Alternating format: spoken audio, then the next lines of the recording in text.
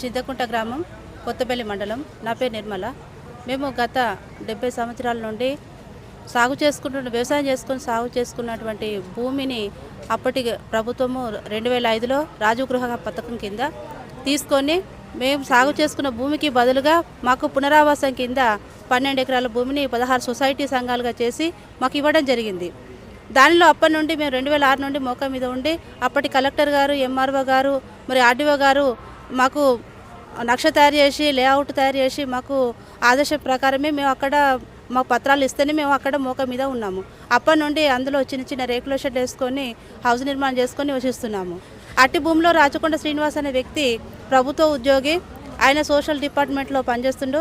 ఆయన మా మీద డబ్బుల కోసము ఆయన మా మీద వాళ్ళు మార్లు ఫిర్యాదు చేసినందుకు అధికారులు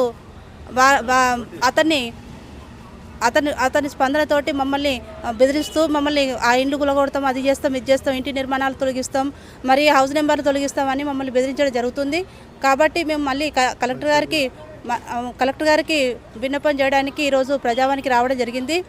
మా యొక్క హౌస్ నిర్మాణాలు తొలగించవద్దు, మరియు మా ఇంటి నెంబర్ తొలగించవద్దు, మాకు పట్టాలు శాశ్వతంగా పట్టాలు ఇవ్వగలరని, మంజూరు చేయగలరని కలెక్టర్ గారిని విన్నవించుకోవడానికి ఈరోజు ప్రజావానికి వచ్చి వేడుకోవడం జరిగింది. Okay sir, thank you. నా పేరు నిర్మల,